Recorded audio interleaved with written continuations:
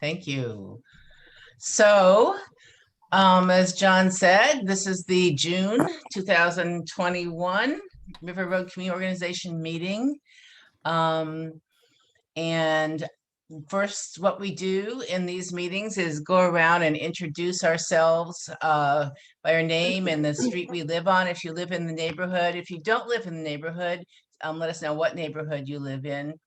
So boundaries of the neighborhood are from Beltline and 99 and the river down to a little point where River Road and Railroad intersect. That would Actually, be like Northwest Expressway. Northway Expressway, right? So, if you lived in the neighborhood, let us know what street you live on. If you don't, tell us what neighborhood you're from and welcome. So let's go ahead and I'm gonna call on you, Joshua. Sure. Joshua Keelis. I'm on the board and I've been living in the Fairway Drive area for the last like four or 5 years. Okay. If you put your view on speaker, when someone introduces themselves, they get bigger. So I'm Claire Strawn. I'm the co-chair. I live on Horn Lane. And I'm going to ask, gosh, I can't see anything. The sun's in my eyes. Dwight. Dwight Owens. I live on Barton, just off of Maxwell. I'm on the board and also chair of the North Eugene Homeless Advocacy Committee. Jan? Call on Brenda. Oh, okay. Brenda? I'm Brenda Wills. I, in the future, will be living between Oakley Lane and McClure along the river at Riverside Co-housing. And because I'm a part of that community, I have a piece of property in River Road. Though I live near Home Depot, River Road is my home. Call on the next person. Joshua? No. Okay. Charlesie? Hi, I'm Charlesie Cartwright. I live on Norman Avenue. I've been here about 1.5 years, and I participate most on the Emergency Preparedness Committee. Thank you. Okay. Mary? Good to see you, Mary. Nice to see you. Mary Burns. I live on Briarcliff Drive. I've been here about 6 years. Time flies. Yeah. Ellen? Ellen, as you heard, I live on Canoop Lane. I've been here over 15 years. This is the first year that my cherry tree gave cherries, that the birds didn't get it first. And I'm on the Social Justice Committee. Savannah? My name is Savannah Forster. I live on Maywood Avenue. I've been here for about 3 years. Welcome. Thank you. Shane? I'm Shane Rhodes. I'm with the City of Eugene, the Transportation Department. I'm going to present later today, and I live in the Southwest Hills neighborhood up by Wayne Morris Farm. Jackie? Hi, I'm Jackie Worster and Andrew Worster, my husband. We live on James Street near River Road Elementary, and I'm on the board and the emergency preparedness team. Mark? Hi, Mark Malaska. I live on Howard Avenue for the 5 years. Thank you. Daniel? Mark Malaska's on there. Oh, okay, good. My name is Dan Isaacson. I live on Hatton Avenue, and I'm also on the board as well as one of your Eugene planning commissioners. Mark, okay, if you're not talking, please mute. Thank you, Daniel. Thomas's iPad. Hi, I'm Tom Allen. I live on Miles Way, and we've lived here about. You cut out there a little bit. How long have you lived there? 3 years. Great. Sarah. Hi, my name's Sarah Maisie. I live on Sunnyside Drive, and it's been, I think, almost 12 years now. And I also am the Safe Routes to School coordinator for 4J School District. Hey, Carlene. Hi, everyone. We live on Marion Lane, been here about 42 years. Time flies. I'm Pat. I've lived here with Carlene most of that time, and I'm on the neighborhood engagement team. We're working in conjunction with St. Vinny's on the Iris Place affordable housing development. Great. Don? Don Matheny, Southeast Neighbors Preparedness. Welcome. Carolyn? We can't hear you. Do you want to unmute?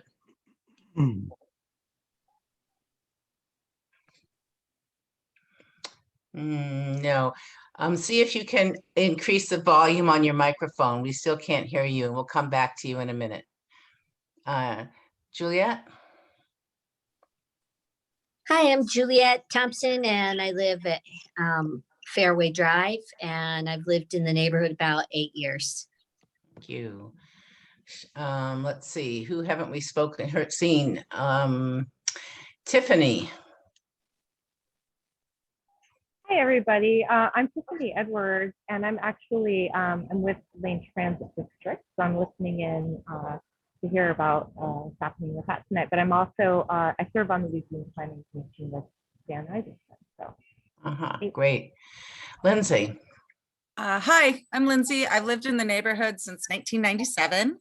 I've got children that went to Eugene Gockwin, which unfortunately closed, and moved to Kelly, which now is closed because of structural issues.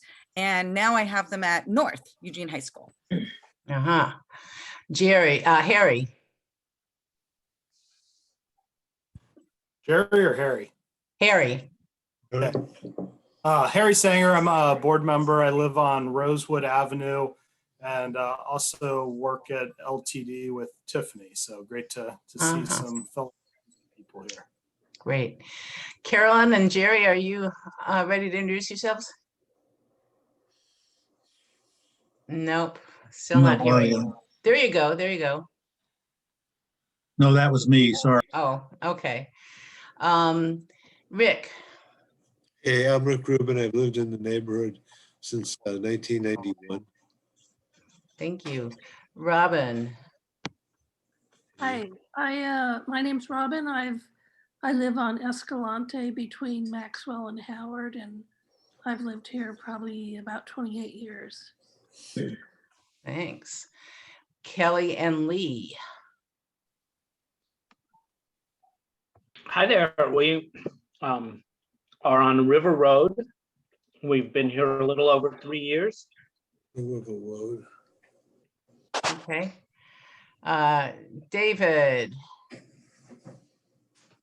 My name is David Monk. I'm Southeast Neighbor Board member. Work with Don Matheny, Tom Peck, Charles C.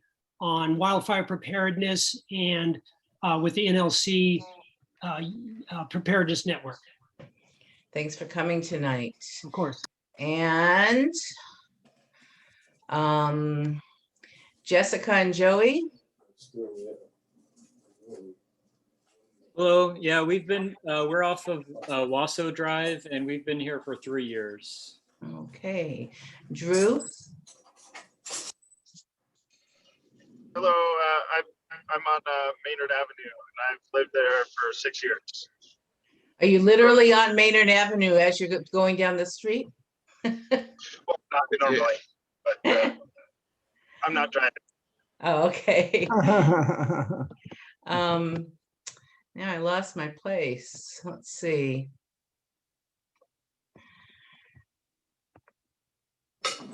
Claire, I've seen Thomas light up a couple of times. He may be ready to introduce himself.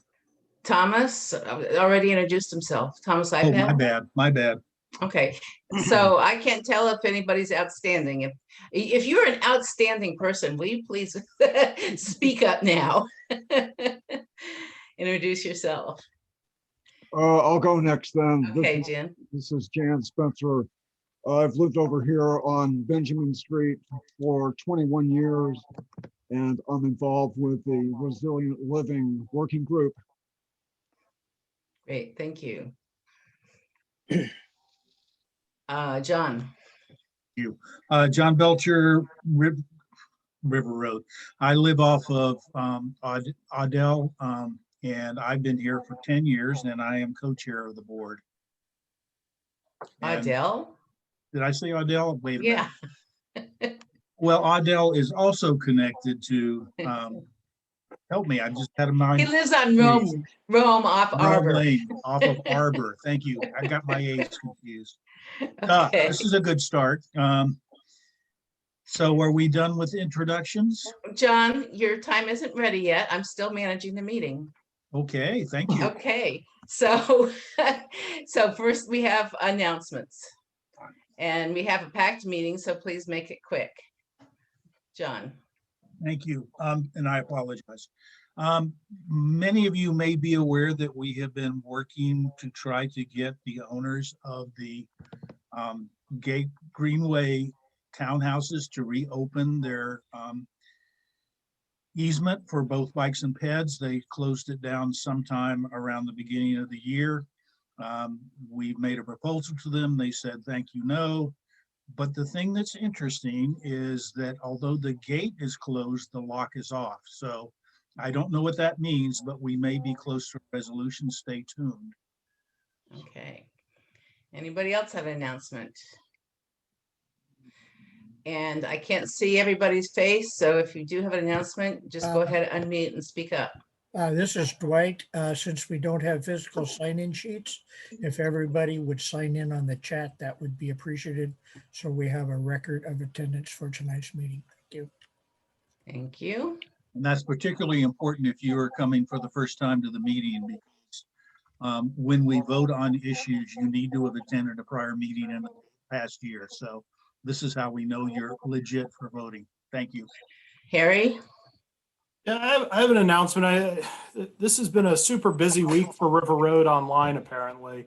I've seen a lot of comments about various issues, but one that was very personal to me is, and I guess it's not technically River Road because we were on the East Bank path, but we were riding our bikes and my wife had a mechanical issue with her bike, so we pulled off to the right of the path. I was bent over adjusting her wheel, and an electric bicycle zipped within inches of her foot in my face. And so I know I saw people talking about electric bikes on the path, and I understand there's pros and cons to allowing that, but when somebody's riding off the path on the dirt on their electric bike at an excessive speed, that creates a very dangerous situation. And I just want to remind everybody to please use caution. Whatever your method of transportation is on the bike path, that's a shared use path, and we need to respect our neighbors out there. Thanks. And don't litter. Thanks, Harry. Anybody else? Okay, so next on the Wait, you don't see me, Claire. I'm sorry, go ahead. Okay, I want to announce that this Saturday we're going to have our second site tour. We had a site tour here at my house this past Saturday, sort of a green, resilient, prepared site tour. There were about 40 people who came over to take a look and see what a more or less suburban resilience can look like. But we want to increase the scale. It's great for one house to do that. So we're going to take a look on Saturday at East Blair Housing Co-op in Whitaker. That's going to be at 11 o'clock in the morning. That's 940 West 4th. They do want people to wear masks. And we're going to see kind of as a model of what East Blair is doing, neighbors can do all over town, and they can be even assisted by mapping your neighborhood, you know, to get to know each other. So we're going to show what's happening at East Blair as kind of a model for inspiration for increasing social cohesion. Claire, can I just finish? No, just say when people should meet or how they can get more information and move on. We're going over. Get more info on my website, suburbanpermaculture.org. But this is Saturday at 11 at East Blair, 940 West 4th. And it's going to be a really informative. So please come. Great, thank you. It's great so many people are showing up for those. So next on the agenda is the Social Justice Committee report, and we decided in our committee that we wanted to keep these issues ahead of in our, not let them fade away and become complacent. And so we have a brief audio to listen to and an invitation for further conversation. And Brenda is gonna take that on. This is OPB. I'm Jeff Norcross. In Central Oregon, home sales are breaking new records, and as high prices force more out of urban Bend, sellers in still affordable towns are cashing out to meet demand. But as Emily Keratin reports, one homeowner worries that racist symbols in her town could cost her. Buying a house in Prineville 4 years ago was supposed to be an investment in Marcia Hilber's retirement. It's like a little paradise right here, little oasis in downtown Prineville. But what the 61-year-old real estate broker didn't count on was feeling embattled against her own neighbors. We all used to reside here just fine together. Then as the town saw local Black Lives Matter protests in 2020, Hilber says a divisive symbol also saw a revival. You can't miss it from her front porch. Well, it is an entire garage door painted as the Confederate flag. The Confederate battle flag was originally flown by an army that fought to preserve the enslavement of Black Americans. And when this is in your face and people still live by this ideology, it just kind of scratches at that hereditary wound. Hilber is white, and she believes her own grandfather was once involved with the Ku Klux Klan, a white supremacist terror group once led by a Confederate general. So do I want to live the rest of my life and retire in a town where this is becoming more and more acceptable and more pronounced? Absolutely not. But for many younger buyers, affordable housing options are scant. Real estate broker Christy Evans describes the market right now.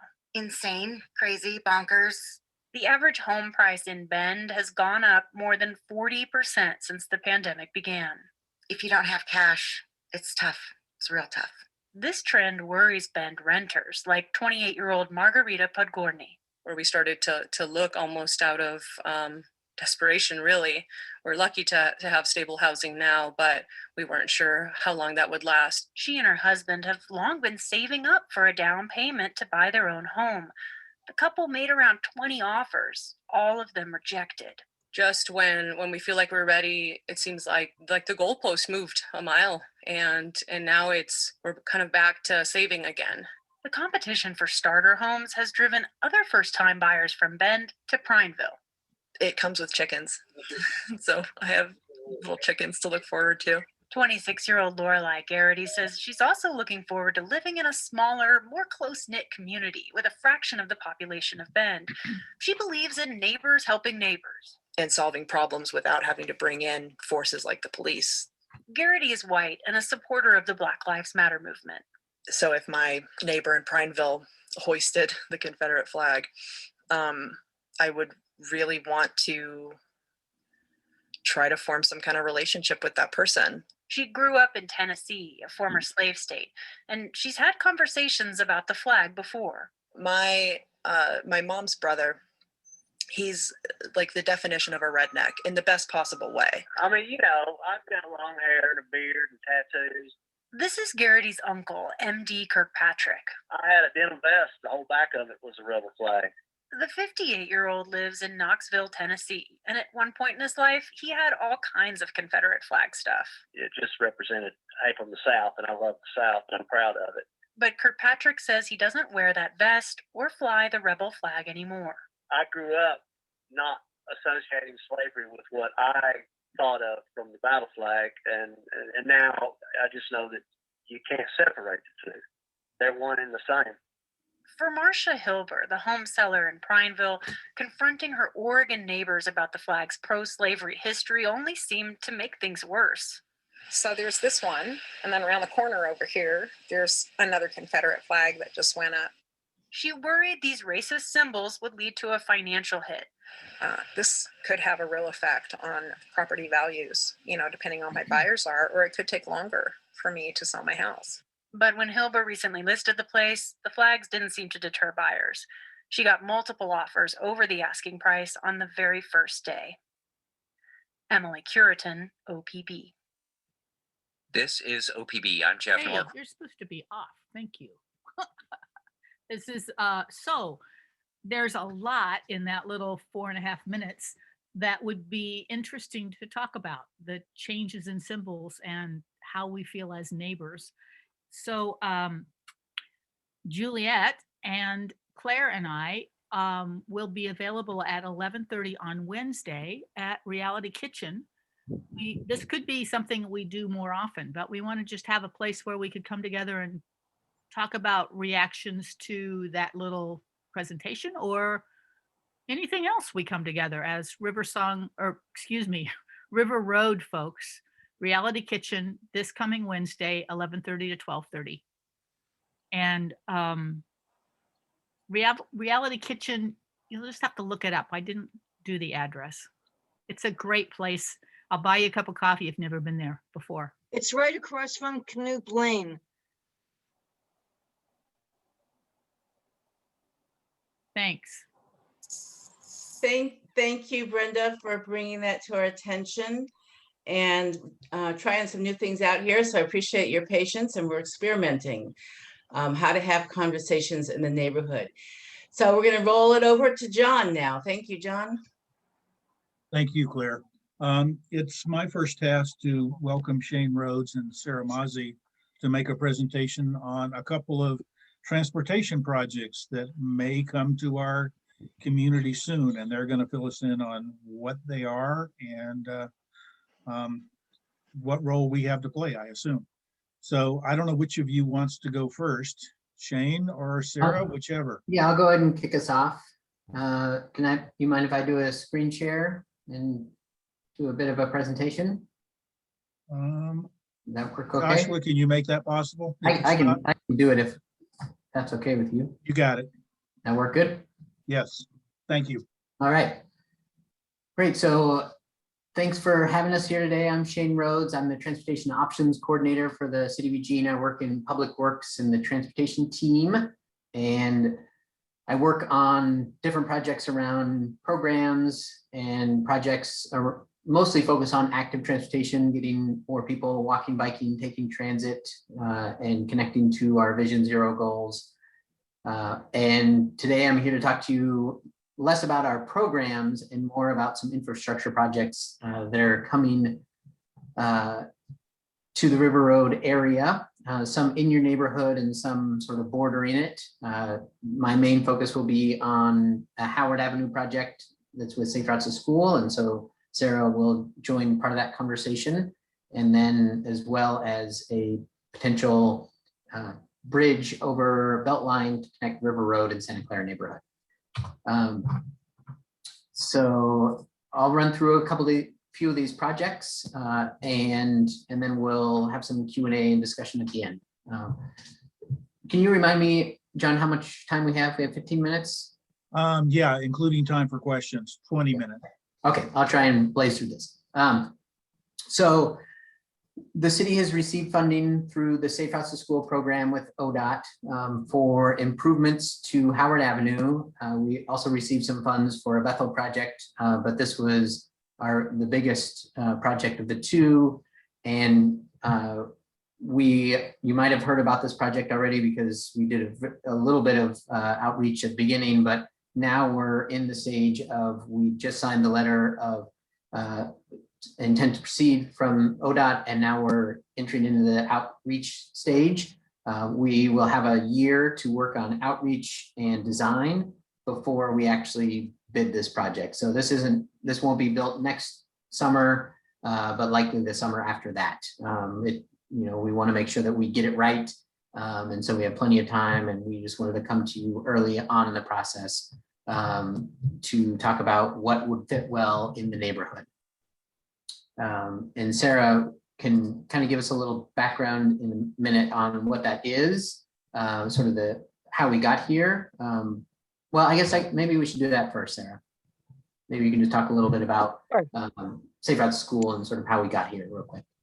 Yeah, so I think I maybe even have spoken about this particular project with this group before, but I've been in this role for about 3.5 years now. And during that time period, I've spent quite a bit of time doing outreach in the River Road and Santa Clara neighborhoods all around the city, but there's a lot of need in the River Road and Santa Clara neighborhoods for improvements to make it safer for kids to be able to use active transportation like walking, biking, skating, scooting, using a mobility device to get to school, which along with having kids ride the bus and carpool, shared transportation, that's the goal of Safe Routes to School, is getting more kids using active and shared transportation. So Howard Avenue is a top project for Safe Routes to School, both because we have heard so much about the need. We did a walk audit, or we called it a Safe Streets audit with AARP and BEST, Better Eugene Springfield Transportation, a few months before we got everything shut down for the pandemic, and we did it in this neighborhood and kind of around Howard and Kelly and now Eugene Gonquin.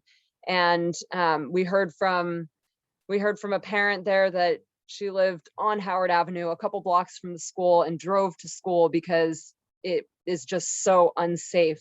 It feels so unsafe to walk to school, especially because at the time, people who live around Howard and Kelly and Eugene Gonquin probably know that at pickup and drop off time, the streets are pretty crowded and people are pulled over into the shoulder. There's, not even a bike lane, but pulled over into the shoulder and blocking that. So the only choice for where you could walk or bike might be in the road. We also have, so partly hearing from people in the community, but also Safe Routes to School developed an infrastructure, a tool for prioritizing different infrastructure needs around the region, so that we're able to more objectively prioritize projects, not just put forward to the city the request to build where we hear about the most need. So that tool prioritizes projects based mainly on safety and equity. And then there are other factors in there as well, like how many other destinations are nearby, or starting points like multifamily housing, that type of thing, bus stops. So this project also scored really highly on that and is one of the top of the list when scored in our infrastructure tool. So I think I'll leave it at that. Perfect, thanks. And so I'm going to give a little brief overview, but if we don't have enough time, I also wanted to highlight that on July 1st, we're going to do another little session live focused just on this project. So if you're really interested in this project and want to give more feedback, and we don't have time tonight, July 1st, 7 to 7:30, we're going to do another Zoom meeting, and we have a Facebook event, and I can also share the Facebook event and the Zoom link in the chat, and you can come and join us for that. But just to give you a basic idea, this project takes sort of our street design guide pieces of how we design and build our streets, and looks at the sort of more rural feel of Howard Avenue, and apart from spending millions of dollars and putting in curb and gutter and sidewalks on a street that people might not even want that, what could we do to make this space safe for all road users, and all ages and abilities, from ages 8 to 80 that can use the street with comfort. And this is one of the pieces that we're looking at, of how can we potentially widen the road slightly and add a protected concrete barrier and create a shared space for pedestrians and one-way bike travel and put in a bike lane on the other lane. This is one design that we are considering, and we are open to discussion and tweaking of this moving into the future. This is one design that was done in Portland this past year that is similar to the concept that we are considering. This is mostly a pedestrian focused facility, and we'll be looking at a shared use for one-way for bikes in this facility. It's not really, we don't feel like we can expand the space to be enough for a full two-way shared space. And there's some issues with having people riding the wrong way on a street. There's certain areas that we are putting in two-way protected bikeways, but they have a lot more signalized intersections and different treatments that cost a lot more money. And so we're looking at a one-way protected facility and then adding a bike lane on the other side for the other way of travel. So this is one of the ideas that we're talking about, and we can talk a little bit more about that either tonight if we have time or at that meeting. And then the second project I wanted to talk about, and Sarah mentioned their prioritization project or prioritization list, and that's a really great tool that we're excited to use at the City of Eugene, and we're looking to, and this is the project that is one of the highest scoring projects on their list, and that is a bridge to connect the River Road and Santa Clara neighborhood over the Beltline Bridge. This is also in our transportation system plan, and that's what this picture is here of our transportation system plan that shows the different bicycle and pedestrian connections. This map shows a bridge right at North Park. We'll talk a little bit about where that might actually go. And I just wanted to, maybe Sarah, do you want to say anything about the bridge or sort of the equity piece of this? I'll just share that actually it's our number one project in that prioritized list. And you know, as Safe Routes to School coordinator, I go to different schools and check out, amongst other things, the bike racks to see how many kids are actually using them. And at North Eugene High School, there are rarely more than 25 bikes in the bike rack. South Eugene High School, where the bike infrastructure is much better surrounding the school, usually 150 plus bikes parked around there. And I'm a parent in the neighborhood. I would not want my child, if I live north of the Beltline, I would not want to be sending my daughter along River Road and past freeway entrances to get to school. And I have heard from the North PTO chair that it is a really high priority for them, and people are very uncomfortable having their kids walk and bike that route. So this is a crucial project for, you know, half the kids who attend North live in the Santa Clara neighborhood north of the Beltline. So this is about equity and access. Perfect, thanks. And I'll just highlight that this picture is not the bridge that will be installed. This is, for those who don't know, the Delta Ponds Bridge. I just think it's a beautiful bridge and thought it would be a good example of a bridge that connects a shared use path over a highway facility. As I mentioned, this is in our transportation system plan. It will likely not be right at North Park, because to do that, if you can see on this GIS map, that we would have to acquire some access ways right at some homes, and we don't want to do that. We want to use existing access ways, or potentially only need to buy a sliver of access way rather than whole big swaths. So we are looking at an eastern connection here on this eastern side. As you know, North Eugene High School is being rebuilt, and it's moving to this western end of this property. And we would like to make the connection as close to that as possible and as close to River Road as possible. Unfortunately, we don't have any good access ways on this side. We do have an access way that we can utilize that is county property that we're talking to them about for access here.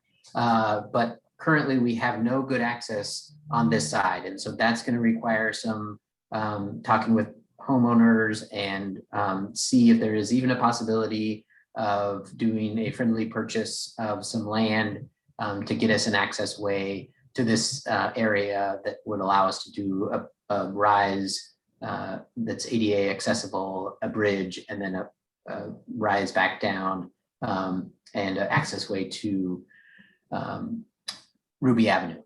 If this is not possible, we do have other access ways down here that are more feasible. We have City of Eugene property, we have EWeb property, county property, and an underpass that already exists here that people are using.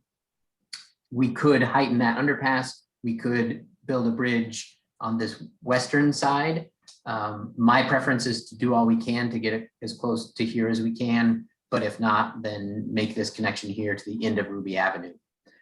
So that's where we're at now. We're doing a feasibility study with an engineering firm to see what's even possible, and then determine if we could potentially find something along here. So if we have time, we'll have some discussion on that. I just wanted to highlight a couple other quick projects here. River Road, Hunsaker Protected Intersection. This is to be built late this summer, is my understanding, potentially next year. I haven't heard that it's gone out for bid yet, but this will build protected intersection, which is the idea is that you create a space that is safer for people walking and biking by slowing down vehicles and creating a tighter turn radius to reduce the speeding turns and also increase the visibility so that as people approach crosswalks, they're approaching it more at a 90-degree angle where they have better visibility than when they're just turning and at a higher speed and have less visibility of the pedestrian and bike space. So this is a pretty exciting project. This mock-up is of a different city, but it's very similar to a design that we are very close to fine-tuning and going out to bid for. So that's a pretty exciting intersection. This will connect with improvements that the county is going to do at a later date farther down on that, that connection. And then we also, again, not in the River Road, but connected to, are looking at some division roundabouts to improve safety there. There's a Vision Zero corridor, and we're looking at improving reducing speeds and increasing pedestrian safety through that corridor. And then finally, another one that sort of an extension of River Road, of taking that path and connecting that to Madison Middle School. This is a much farther project down in 2024, but it is a pretty high priority, and we do have some potential funding sources that we're looking at for that project.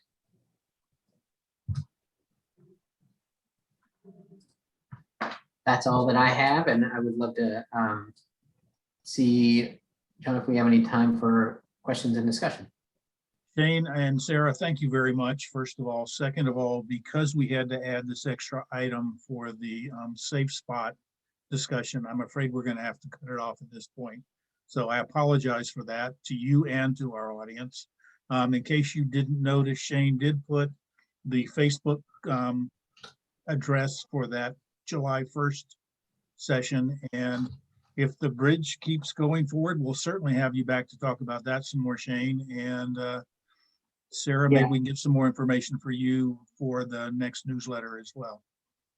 And just one exciting piece that I didn't mention on the bridge is that we do have some funding sources that are already coming into play, including a potential earmark, and the River Road Community Organization wrote a letter of support for, as well as looking at some system development charges and some funding from ODOT that we're looking at. So it's not just a dream at this point, but it's a dream with some money, which always makes a big difference to our work.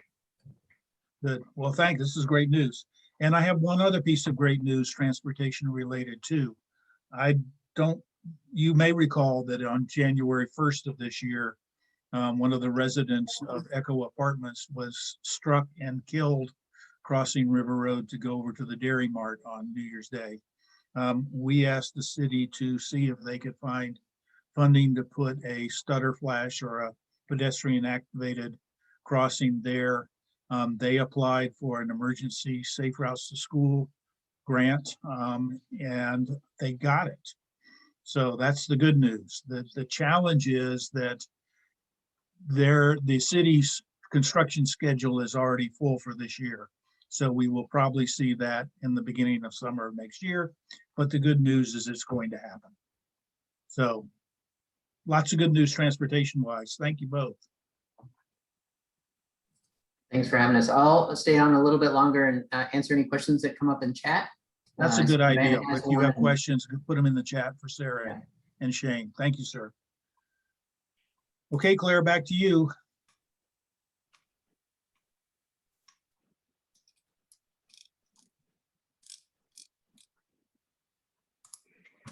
Claire, you're muted. Thanks, sorry.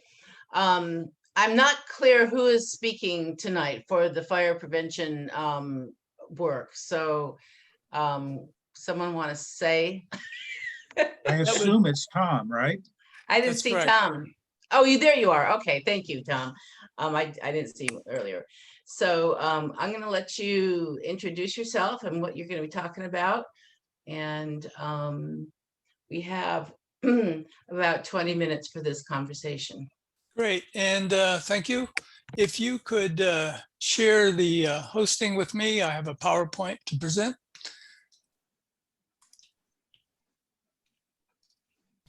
Joshua, you got that? You should be able to just share your PowerPoint.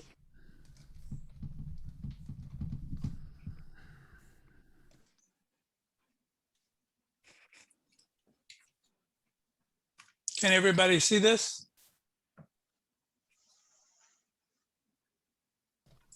No, did you click share screen?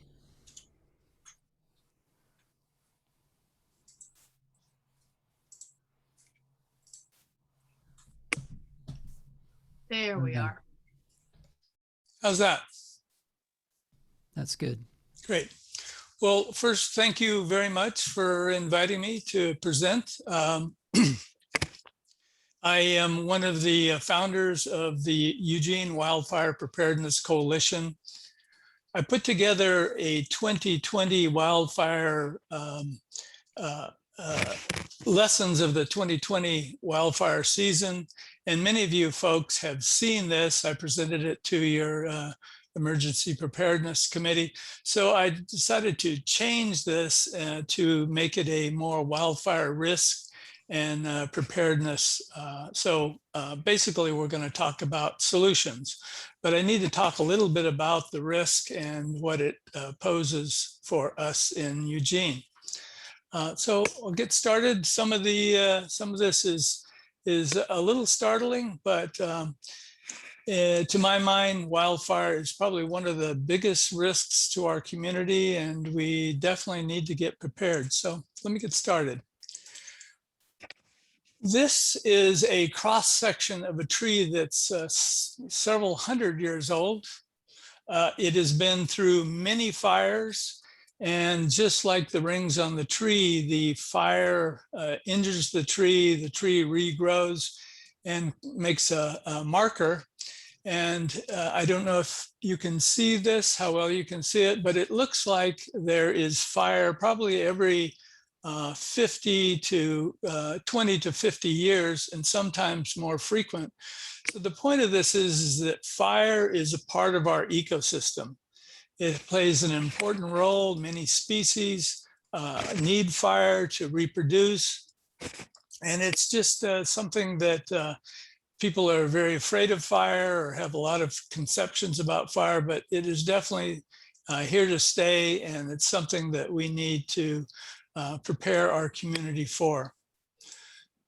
Picture, this is Native Americans. They understood the importance of fire and lighting fire to reduce the excess fuel, the dead branches, and all the excess growth.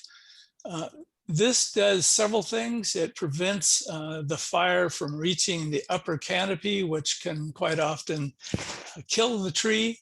It kills insects and other pests that would eat acorns and their food. But the main thing is this will reduce the fuel on the ground and reduce the possibility of a large fire.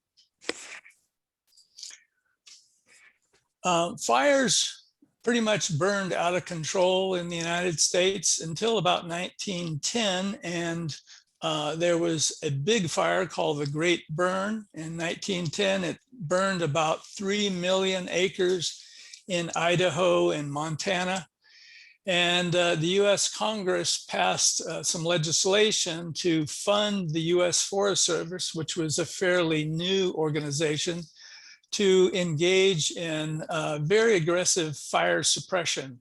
So by probably 1920, with the help of airplanes and tractors and firefighters on the ground, the US Forest Service was able to suppress pretty much every fire and prevent it from spreading. The downside to this is that the fuel in the forest for the last 100 years have continued to grow. And now we're left with a situation where our forests are filled with unburnt fire fuel, which makes the forest fairly vulnerable to fire. Another issue around wildfire is the climate.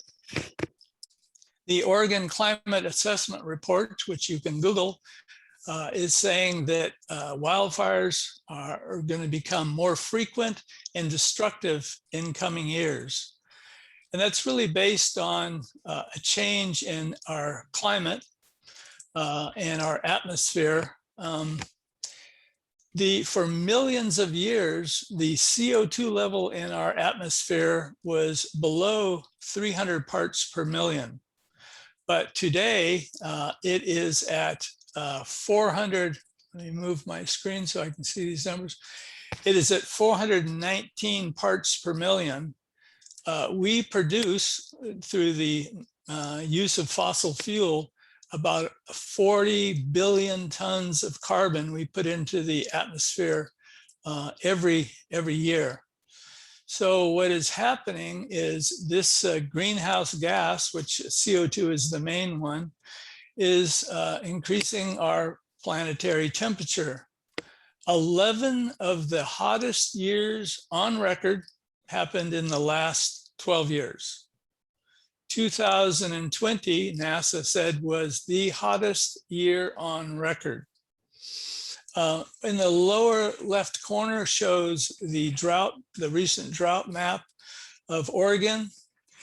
Southern Oregon and Eastern Oregon are in severe drought mode. I know that in Medford, Oregon, their water supply is only 13% of what is normal. So the effect of this is the trees, our forests, are becoming stressed. Hotter summers, warmer winters, less rain. This is allowing bark beetles and other pests to grow, and it's damaging our forests, making them much more vulnerable to wildfire. This is a satellite photo of September 7th last year. The importance of this is to see where the main fires were. They all occurred on the east side of the Cascades. All of these big fires, which were, many of them were over 100,000 acres. The Lion's Head and the Beachy Creek fire was probably the biggest one. But all these fires were directly east of our major metropolitan areas. Portland,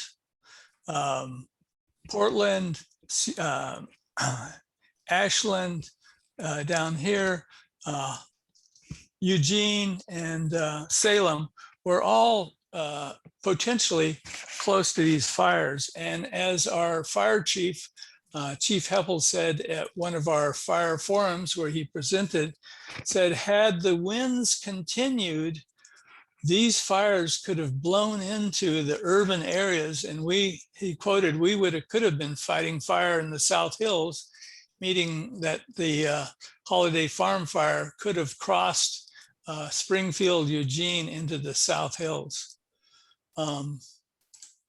This is the Holiday Farm fire, it came 14 miles from entering Springfield. So just want to talk about how these wildfires operate. Wildfires are usually driven by high winds. Quite often they're easterly winds, hot easterly winds.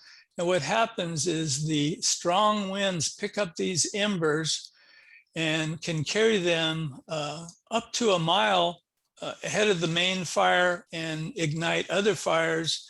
So this is how firestorms can rapidly expand. Today, 95% of the home ignitions are caused by these firebrands entering your home. So we'll talk about solutions to that. This, as you can see, is a map of the Eugene Springfield, which is encircled by hazardous fire fuel. In the South Hills, there is dense forest. Many areas of this are untreated with just tremendous amount of fuel, dead branches that has not been treated for years and years. Same thing if you go for a walk in the Thurston Hills, there's tremendous amount of fire fuel up there. But even in the west side of Eugene and up in the north side of Eugene are grasslands. Grasses are a fire fuel that burns very hot, very rapidly. And if it was driven by high winds, it could blow those hot embers into Eugene and cause a major damage within our urban space. So not a beautiful picture, but what this points to is we really need to get prepared for wildfire in this community. So I want to talk just fairly quickly about community awareness and organizing. I want to talk about some basic concepts of the home ignition zones, how to prepare your house to reduce the risk of ignition. And there are very inexpensive things that you can do to do this. You should know about flammable plants and trees. And I want to just show you the city of Eugene has a wildfire home assessment checklist that you can get. And I have the link to that, but it's something that I will recommend you take a look at. And then our Eugene Wildfire Preparedness Coalition is just starting a wildfire risk awareness project. We may change the name, but for now, and our goal is to go out to homeowners and look at their property and help them decide what risks they have and solutions to those risks, how they can mitigate and reduce the risk of wildfire. And lastly, I just want to touch on evacuation planning. So this is, many of you have seen this, the home ignition zone. It is divided into 3, sometimes 4 zones. But the first zone is within the first 5 feet of your house. This is where your house is most vulnerable. Basically, you want to reduce and really minimize the amount of flammable material around your house. And this can include flammable shrubs. And there is a list of very flammable shrubs that are common in Eugene. But there's many other things that you can do. You may have leaves on your roof. I'll show you some examples in my neighborhood. You may have leaves around right up to your next to your house that you haven't removed, or in your rain gutters. You may have spread ground cover that is made of bark, which can burn, especially in the hot summer. So there's many things that you can do right in the immediate area, which is really where your house can catch fire. The next area is right here. This is the 5 to 30 foot space. It is also an important space. You want to basically thin and minimize the amount of shrubs. You can space them out. If you have a whole hedge, you might consider removing some of the plants. You can reduce the fire ladders, which is if you have mature trees, you might consider pruning them up 10 feet to prevent fire from the ground entering the canopy and igniting the upper canopy, which makes for a much hotter fire. And then the last space is 30 to 100 feet. It's felt like beyond 100 feet, a fire will not ignite your house. But in this space, again, the same thing applies. You want to prune your trees, reduce the amount of vegetation, put in non-flammable material in that space. And I forgot to say, around in the immediate area, use pebbles, rocks, things like that that are non-flammable, but perhaps decorative around, right around the immediate, around your house. So basically in the outer space, you want to interrupt fire entering the inner space of your house. So I got some pictures to show you. This is leaves in the gutter. You can see leaves up on the shingles. And if these were to ignite from hot embers blowing in, this could ignite and burn this side of the house. Here's one of our neighbors that has lots of pine needles on their roof that should be removed. Fences can be what they call fire wicks. They're tall and they can catch embers and can ignite, and they can burn up to your house. And if they're connected to your house, can ignite your house. So what is recommended is to remove the fence right next to your house and put in some non-flammable, either gate, or there's many other non-flammable materials that you can use for fencing. In this picture, most houses are built with 1/4 inch vent screens in your attic venting, or in the under the eaves, you have venting.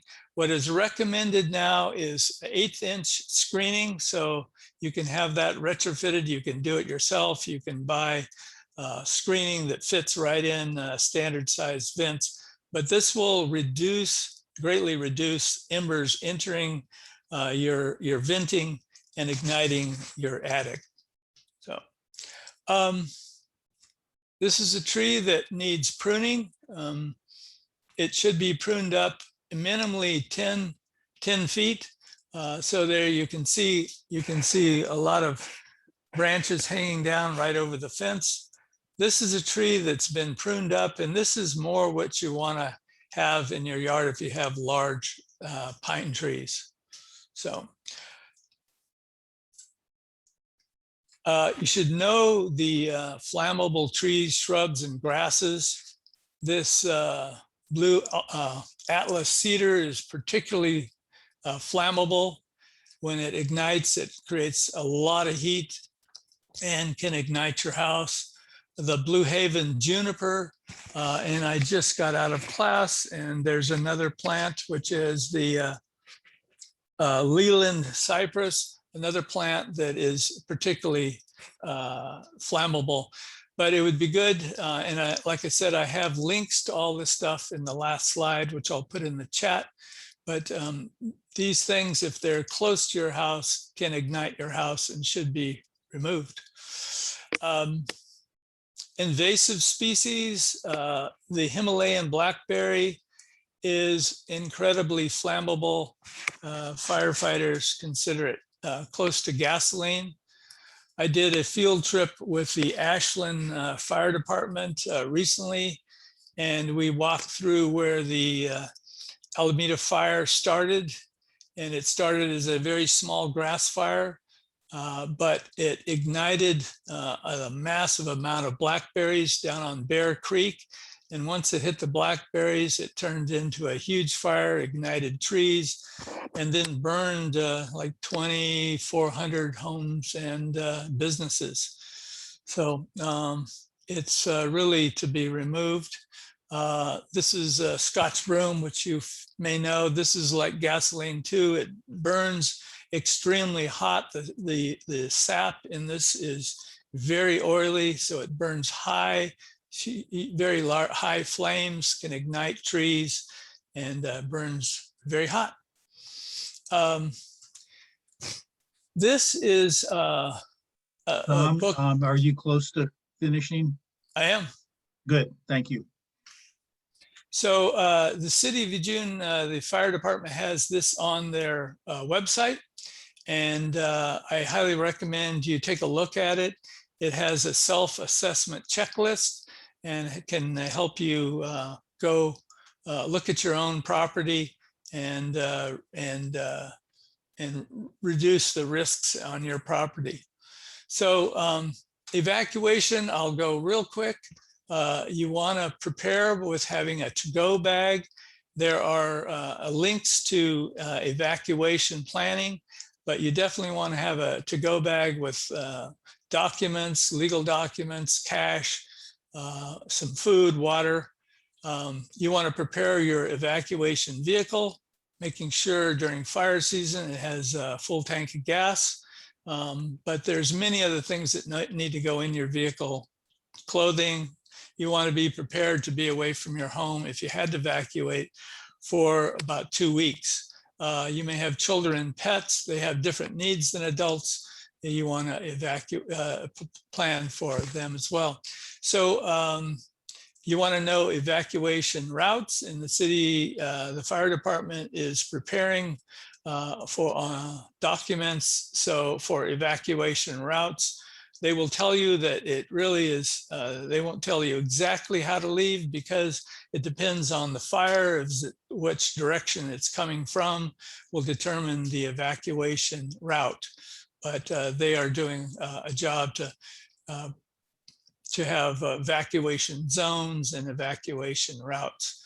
You want to have an evacuation destination. You want to plan to where you want to go, talk to family and friends. If you had to evacuate, could you put me, house me for a week or so? And don't wait till the last minute to try and figure that out. You want to know alarm systems. There are several. You can get them from the fire department has them on their website. Lane County also has the emergency preparedness website has alarm systems that you can plug into, so you're well informed. Evacuation alerts, you've probably heard of Ready, Set, Go. Ready means you're packing your car, you're getting everything that you want to own in your car. Set means you want to have the keys in your pocket and prepared to run out of your house and get in your car. And go means you cannot pack, you need to get in your car and go immediately. So, and then you want to have a reunite plan and means of communication. You may be at work or separated from your family, and you want to have ability to reunite, make sure everybody's okay after a big fire. So that's all. I have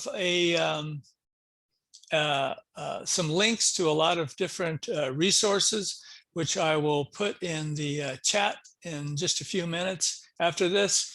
But again, wildfire is, we saw it last year. It's probably going to increase in intensity, and we really need to start preparing. And so I hope this will help you. And I know you have a disaster preparedness committee. Look at these links and pass them through the neighborhood and help get prepared. So thank you very much. I'm happy to answer any questions. Tom, why don't we use the chat for any questions that might be coming, because we have one more item that will take up some time as well. Sounds But fine. thank you very much for that great information. So what can people do if they want to learn more? Can they contact you? Should you put your email address there? I'll put the email address to the Eugene Springfield, the Eugene Wildfire Preparedness Coalition email address. I'll put that in, and then I have several other links that I'll put in the chat that people can get other resources, or you can always contact the Eugene Springfield Fire Department as well for other. Jackie, do you want to speak up about connecting to your committee? About connecting to our committee? Yeah, I can drop the email address in the chat for everybody. Great, sounds good for both of you. Thank you very much. Thank you. And thank you, Claire. We are now going to turn to the safe sleep site issue, and I'm going to turn this over to Reagan Watches, who is from the city of Eugene. I'm going to propose this as our process. Regan, you'll have up to 10 minutes to present what you want to present. We'll hold questions until after you're done, and then I'll manage the queue as to who puts their name in the chat with questions. But let's hold this to questions, and then finally we'll take some time. If people want to express opinions, we'll do that after as a third step. So I will get out of your way, Regan, and give you up to 10 minutes, and I believe you can present anything you want as well. Thanks, John. Hi, everybody. My name's Reagan Watches. I work in the City of Eugene City Manager's office on a policy analyst focused on the city's homelessness services, efforts, and strategies. And I'm here with my colleague, Peter Chavan. Do you want to introduce yourself? Hi, folks. As Reagan said, my name's Peter Chavan. I'm also a policy analyst in the City Manager's office. And Reagan and I generally manage program contracts that provide homeless services that are funded through the Community Safety Initiative. And as the city is moving forward in an accelerated fashion for these safe sleep sites, Reagan and I have been working very closely with providers, as well as coordinating internally with our various divisions that have a role to play in the Safe Sleep Site initiative. Yeah, so some of you may be aware, have heard that the city's been working to find properties that can serve as safe sleep sites for people experiencing homelessness, to add to our, safe sheltering site capacity and reduce the amount of camping across our community. In April, the Eugene City Council approved an ordinance that allowed safe sleep sites that can accommodate more people than previously allowed per city code.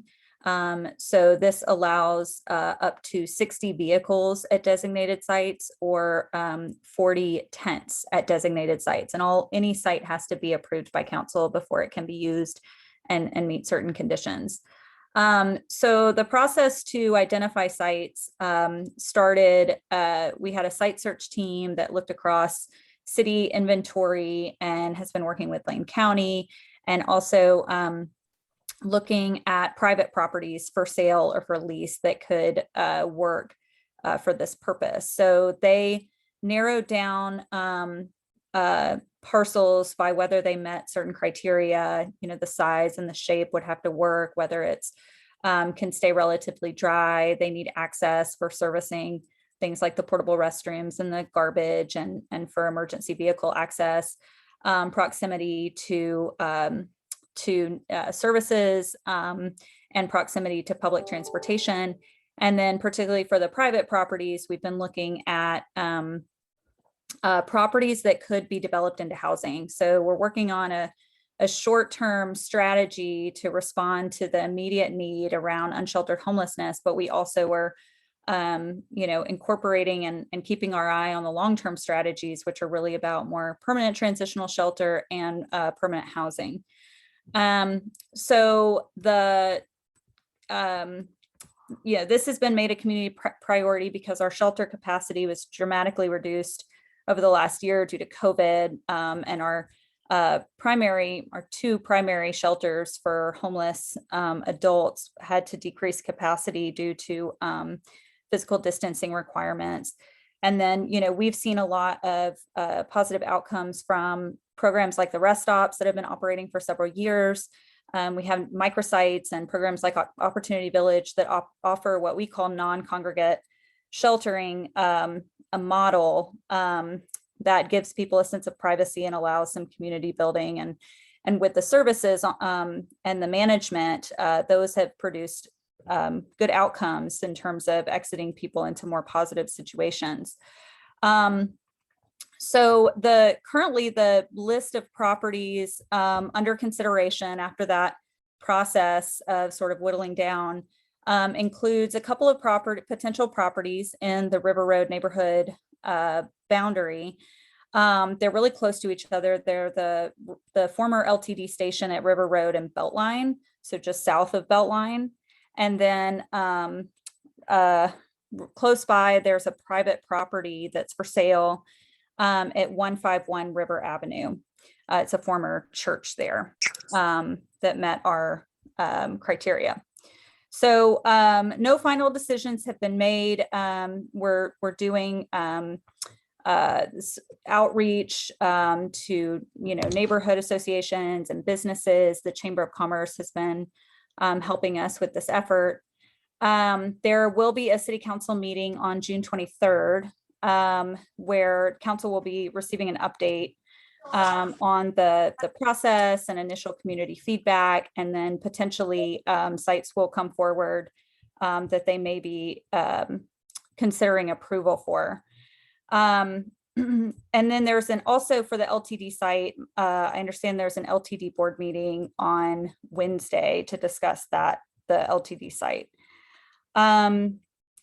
So to tell you a little bit about the program, this will be, the city would contract with a social service provider similar to other alternative shelter models like the rest stops, and that provider would do the intake process for folks, manage, who's supposed to be on site, who's allowed to be on site as part of the program, be responsible for managing the social dynamics and compliance with rules and community agreements, being responsive to neighbor concerns and questions that arise, coordinating the site infrastructure needs, and coordinating with the city and other service partners who will be coming on site to support people with services.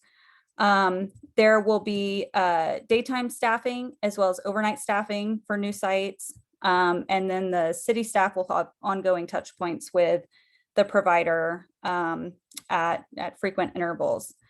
So the site layout will be will include things, it'll be fenced, the perimeter will be fenced with secure entry and exit. There will be designated spaces for people staying at the site, whether they're in tents or vehicles. And so people need to stay and keep their belongings within a designated space. There will be additional storage provided, bathrooms, restrooms, hand washing stations, a food prep area, potable water, solar charging stations, and a common heating or meeting space.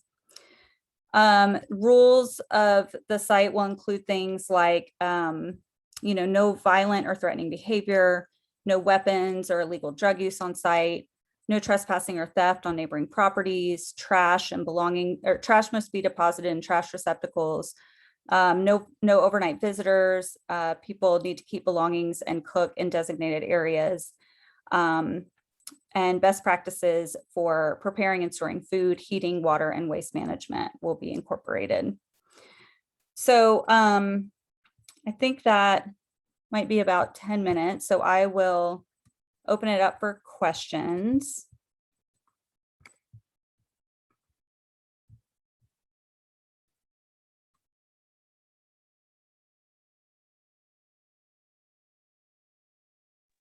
And could you hear me, or was I muted? You're muted. Sorry. Please put your name in the chat if you have questions for Regan or Peter.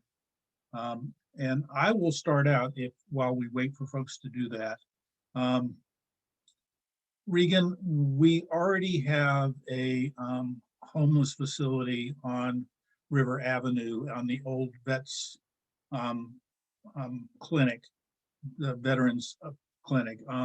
Right now it's being used for folks who are recovering from COVID or need to be isolated, homeless people in this case.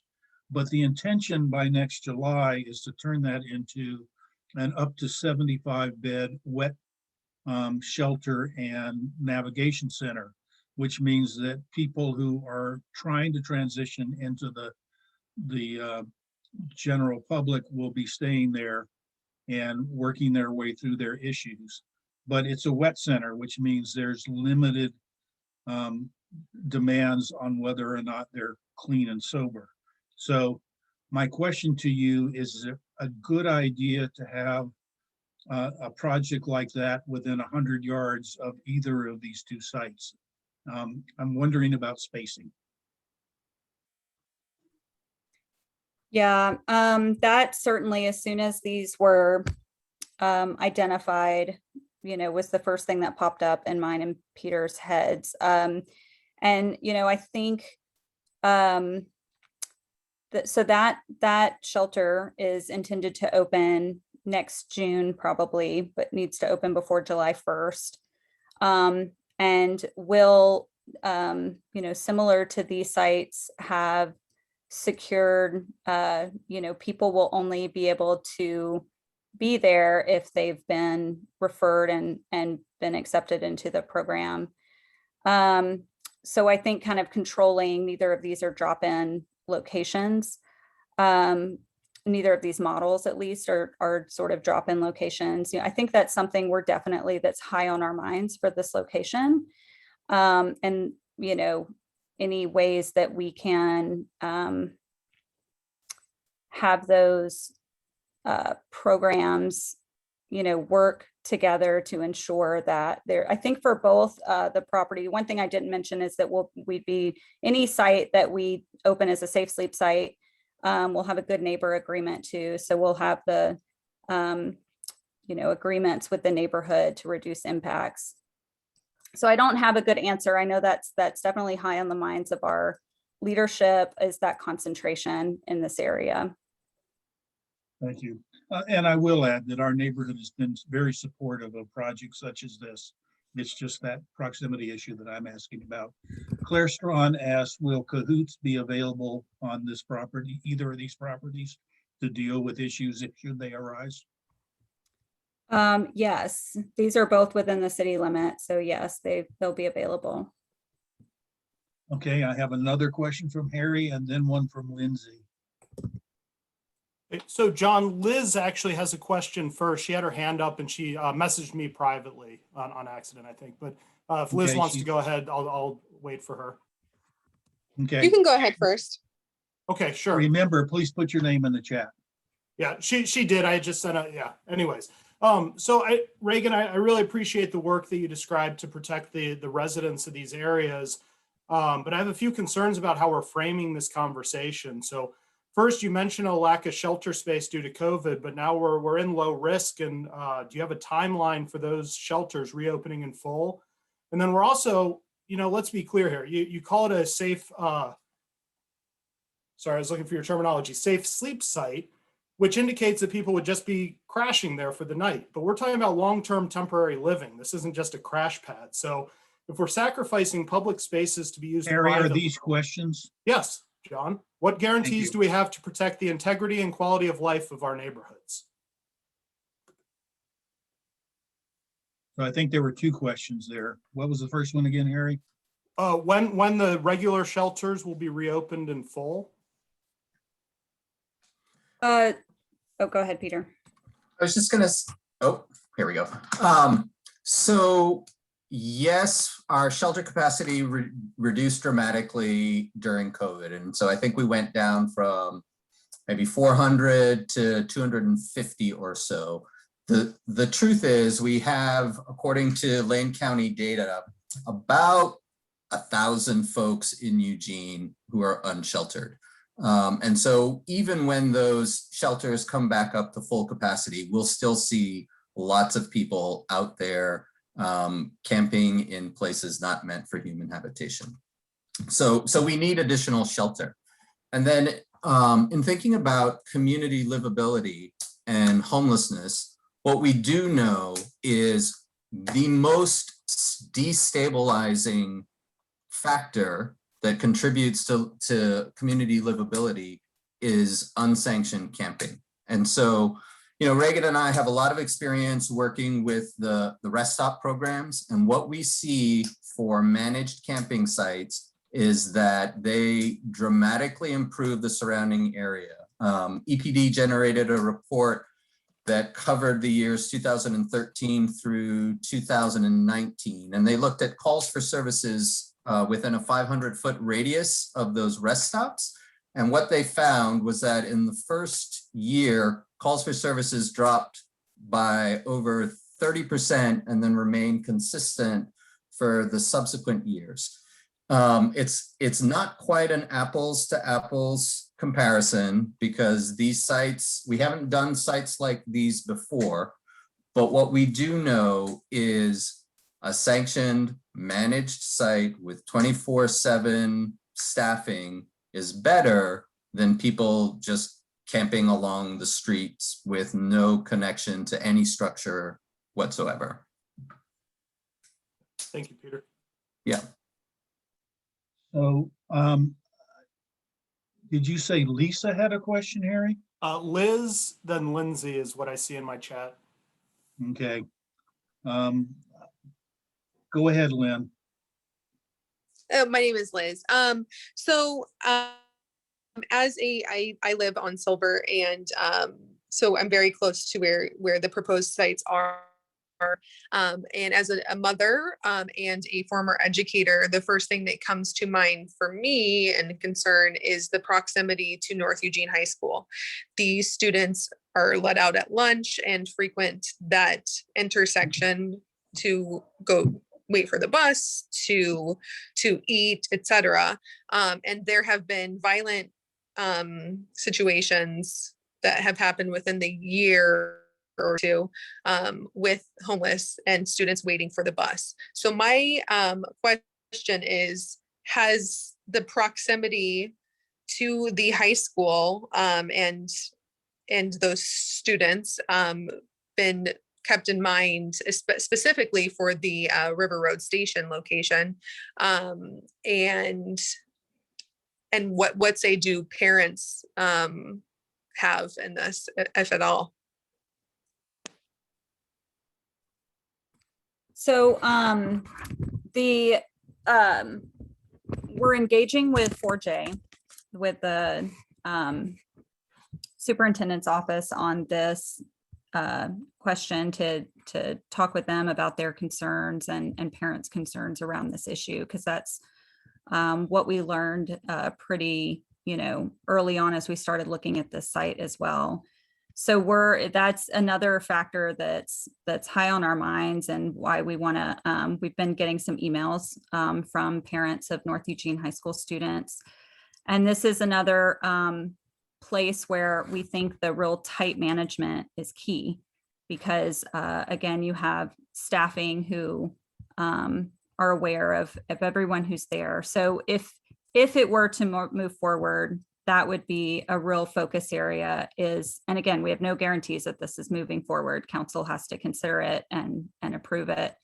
But we would be, working with our public safety. We're in a unified command structure working on this effort. So we have a variety of folks from across different departments of the city coordinating on how to make this successful.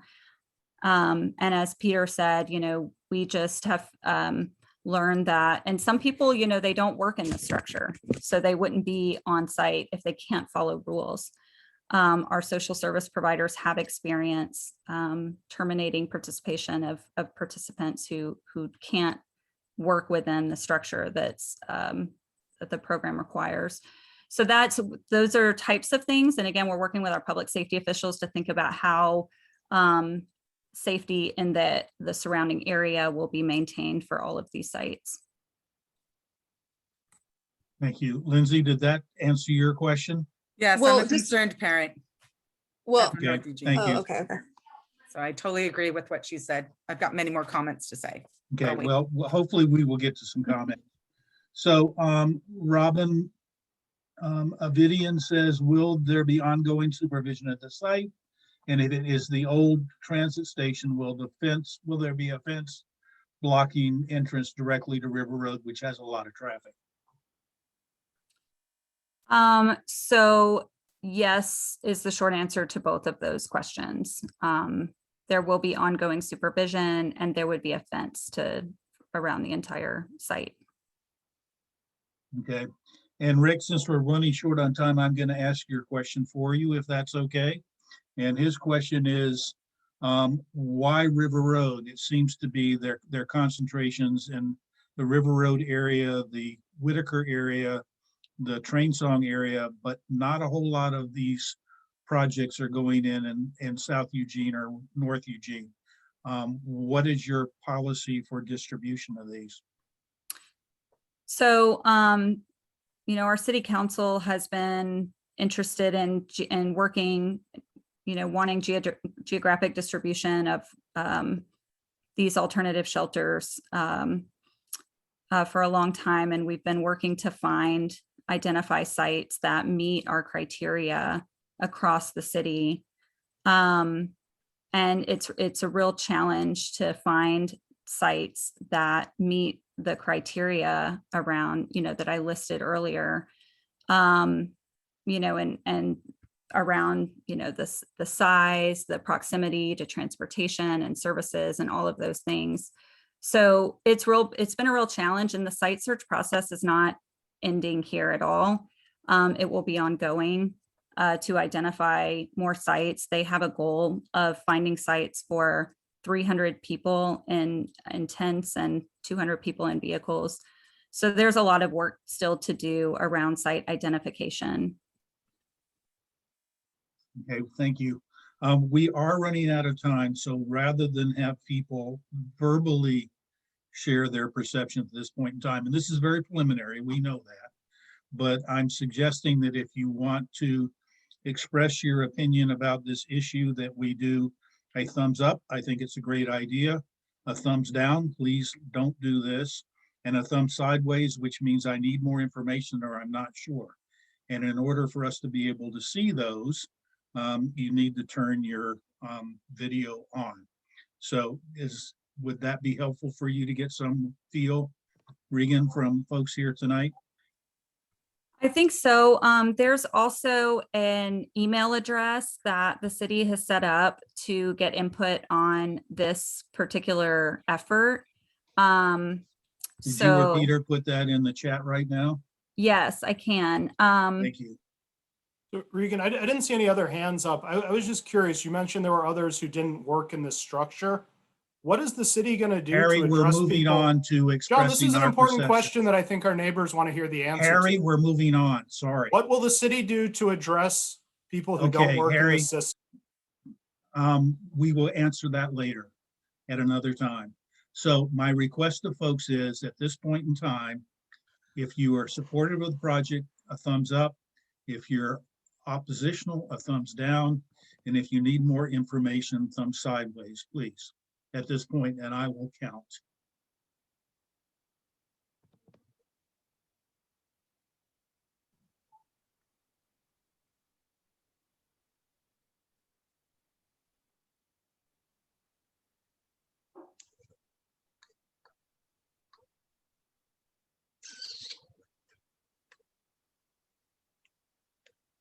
Okay, of those that I see 5 thumbs down. Now I'm going to count sideways.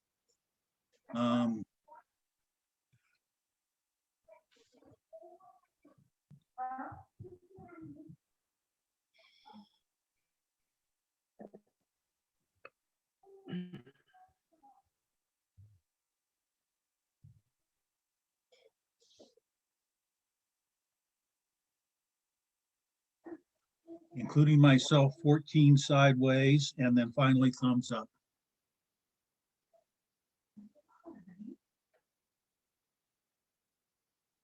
Okay, Savannah. 2.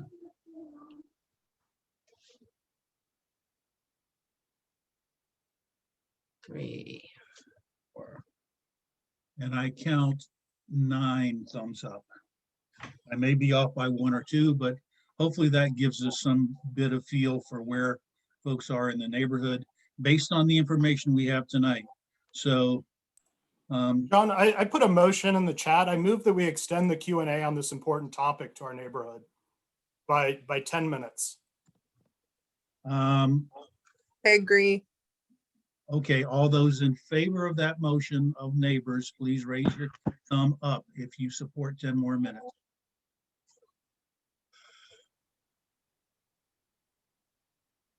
Okay, if you oppose, put your thumb up now. Take Okay, down your the thumbs ayes up. have it. We have 10 minutes. I just want to suggest we can also have another discussion in next month as more information Also becomes true. available. Okay, so I'm going to start the timer, and Harry, I suspect you want to go first. Well, I already asked my question, so yeah, I'll turn it over to Reagan and Peter to answer that. Could you repeat it, please? Yeah, you mentioned that there are people who don't fit into this structure. What will the city do to address those people? So for the purposes of this program, if people can't abide by the structure, they can't be in the program. And so some of those rules that I mentioned, if they can't comply with those, they would be terminated from the program. Those are the types of folks who, you know, I mean, there are folks out there camping in our community right now.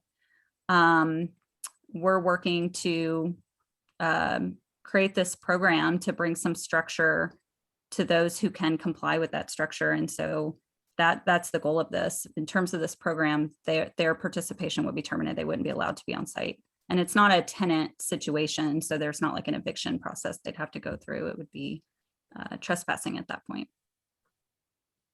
Thank you. At this point, if you have questions or you want to express an opinion, please put your name in the chat and we will go to you.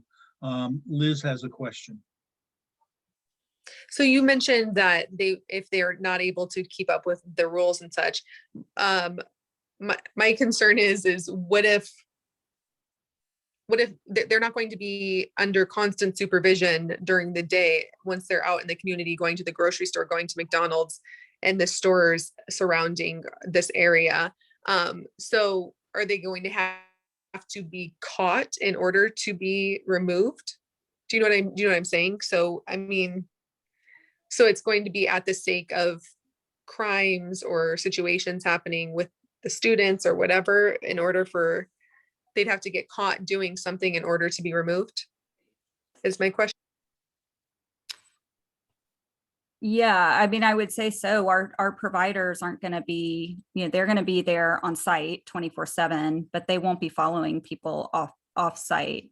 But they will, you know, if and as things, you know, if someone, like I said, there's rules around no theft or trespassing on other sites. So they'll be in regular communication with us at the city and with public safety and EPD, so that if there is some issue happening off site, that would come to the attention of the provider and they could, you know, take action from there. And correct me if I'm wrong, but we don't have EPD servicing this area. This is well, it's within city limits, so it's within EPD's jurisdiction as far as I understand this particular site. Can anyone else speak to that? I don't believe that we are. Yes, EPD would respond, and the 2 sites are within city limits, so they would respond as well as Cahoots. Let's see, Dan Isaacson has a question. Or opinion, whichever. It's a question. Most of the time, the sentiment that I've seen thus far has been out of fear. And I'm not saying that's an irrational fear or right or wrong. I'm not passing a judgment. Fear is usually out of not having enough information before we can render a decision here. So the question I would have for Regan is, On the sites where we do have similar structures like this, and we do have data from the police, do we have any information about how the surrounding neighborhood has been impacted in terms of more calls, more vandalism, more drug use, more crime, anything along those lines? Has it been a success in the sense of lowering those items, or has it been an increase, or has it been neutral? Some sort of data to be able to have a North Star to build from. Thank you. This is where that we do have the report that EPD ran for, I believe it was 3 different of our rest stop, Opportunity Village and 2 rest stop sites that demonstrated a decrease in calls for service in the year after those sites were established. And then the trend stayed flat after that. So we do have that data point. And I think that was run for 2019 was the year that was run for. Actually, Reagan, just to correct that, the report was produced in 2019, but it covered the years 2013 through 2019. So in the first year, calls for services dropped by over 30% and then remained at that reduced level for the subsequent years.